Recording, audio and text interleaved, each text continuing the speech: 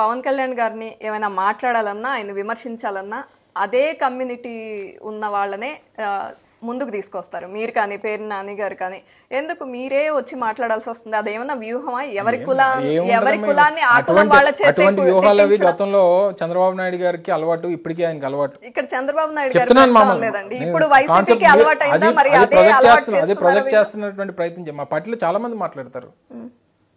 మా పార్టీలో మాట్లాడేటువంటి బహుశా మేము మంత్రులుగా ఉన్నాం కాబట్టి మా మీద ప్రొజెక్షన్ ఎక్కువ ఉండొచ్చు. చాలా మంది మాట్లాడతారు, ప్రతి ఒక్కరు రెస్పాండ్ అవుతుంటారు. సో రెస్పాండ్ అయినటువంటి వారు వాళ్ళు మాట్లాడలేదు, మేము కాపులు కాబట్టి మాతో మమ్మల్ని క్వశ్చన్ చేసినప్పుడు లేదా ఇంటర్వ్యూస్ వచ్చినప్పుడు మీరు మనం అడుగుతారు, మీరు కాపులు కాబట్టి మరి ఆయన తిడుతున్నారా అని చెప్పి. అలాగే లేదా, నేను official spokes man YSR Congress పార్టీకి. ఇప్పటికీ పార్టీ రాష్ట్ర అధికార ప్రతినిధి నేను. సో అధికార ప్రతినిధిగా అఫీషియల్ స్పోక్స్ మ్యాన్గా నా బాధ్యత నా పార్టీని సేఫ్ గార్డ్ చేసుకోవాలి, నా లీడర్ని సేఫ్ గార్డ్ చేసుకోవాలి. దానికి పవన్ కళ్యాణ్ కాదు, బాలకృష్ణ వచ్చింది చెప్తున్నా తిడతాను నేను. బాలకృష్ణ నా కులమా?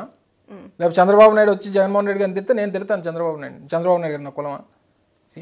నేను అఫీషియల్ స్పోక్స్ మ్యాన్ని, నా పార్టీ లీడర్ని నేను సేఫ్ గార్డ్ చేసుకోవాల్సినటువంటి బాధ్యత, ఆ ఎథిక్స్, ఆ ఇంటిగ్రిటీ ఉండాల్సినటువంటి అవసరం ఉంది. దాన్ని నేను ఫాలో అవుతున్నాను. అయితే పవన్ కళ్యాణ్ గారికి పదే కౌంటర్లు ఇచ్చే పేర్ని నాని గారు కానీ కొడాలి నాని గారు కానీ కాస్త వాయిస్ తగ్గించారు ఆయన మీద. అంటే ఇప్పుడు ఓట్లు, కాపుల ఓట్లు వాళ్ళ వైపు ఉండవు, కోపానికి గురవ్వాలి అని ఆయన యూటర్న్, వీళ్ళిద్దరు యూటర్న్ తీసుకున్నారు. కానీ మీరు మాత్రం ఎక్కడ తగ్గట్లేదు. మీరు రియలైజ్ మీరు అపార్థం చేసుకుంది ఏంటంటే వాయిస్ తగ్గింది వాళ్ళది కాదు, పవన్ కళ్యాణ్ గారిది వాయిస్ తగ్గిపోయింది. ఆయన ఎక్కడ మాట్లాడాడు చెప్పండి గడిచిన 3 నెలల్లో?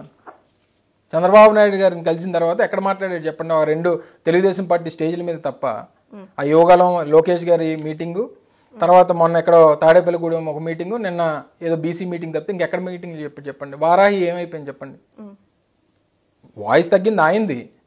ఎందుకంటే నువ్వేం మాట్లాడాలి, ఏం మాట్లాడాలి, వాయిస్ పెంచితే వీళ్ళిద్దరు ఆబ్వియస్ గా పార్టీ మమ్మల్ని ఇక్కడ తిడతాడు. దేనికి ఆయన మాట్లాడితే మిమ్మల్ని తిడతారు. మా పార్టీని తిట్టడానికి ఆయన ఉన్నాడు. దానికి ఆయన చంద్రబాబు నాయుడు గారు ఆయన ఉపయోగించుకుంటున్నాడు.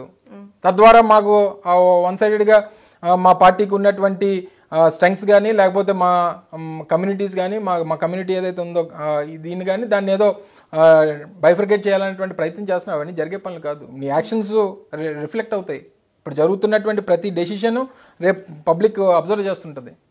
రేపు బీజేపీతో టైఅప్ అయ్యారు, బీజేపీతో టైఅప్ అయినప్పుడు కూడా ఈయన ఇచ్చిన పదవుల్లో ఈయన తీసుకున్నటువంటి సీట్లో ఈయనే తగ్గిపోలే. అందులోని ఈయనకి ఇచ్చిన 3 ఎంపీ సీట్లో మళ్ళీ ఒకటి తగ్గించుకుంటానని చెప్పాడట. ఈయనకి ఇచ్చిన 24 సీట్లు అవసరమైతే ఇంకో 2-3 సీట్లు ఎమ్మెల్యేలు బీజేపీకి ఇచ్చేస్తానని చెప్పినట్టు.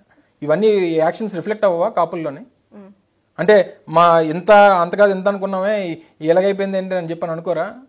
సో ఇవన్నీ కూడా రేపు రిఫ్లెక్ట్ అవుతాయి. ఇవన్నీ అలా అనుకోవచ్చు, లేదా మీరు అనుకుంటున్నట్టు వాళ్ళు అనుకోకపోవచ్చు కదా. పవన్ కళ్యాణ్ గారు ఏదో వ్యూహంతోనే ముందుకెళ్తున్నారు, కాపులకు న్యాయం చేస్తారనే నమ్మకంతో కూడా వాళ్ళు ఉండొచ్చు కదా. ప్రజలతో ఉంటా, నేను పబ్లిక్ లో ఉండేటువంటి వ్యక్తిని, రోజు నా దగ్గరకు వచ్చేటువంటి వ్యక్తులతో కానీ లేదా పబ్లిక్ తో ఇంటరాక్ట్ అయినప్పుడు కానీ వచ్చేటువంటి వాయిస్ నే చెప్తాను తప్ప నేను ఎక్కడో కూర్చొని అక్కడ ఆఫీస్ లో కూర్చొని ఎవరైనా చెప్పండి. మా కార్యకర్తలు